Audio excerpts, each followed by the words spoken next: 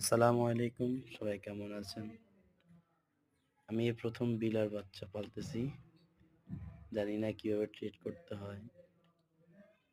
অনেক অভিজ্ঞতা আছেন, কি খাবার দিতে হয়, কিভাবে পালতে হয়। আমি এতটুকু জানি না। তো সবাই কমেন্টে বলে যাবেন যারা বিলাই পালেন, পোষেন, কিভাবে পোষ বানাইতে হয়, কিভাবে খানা খাওয়াইতে হয়।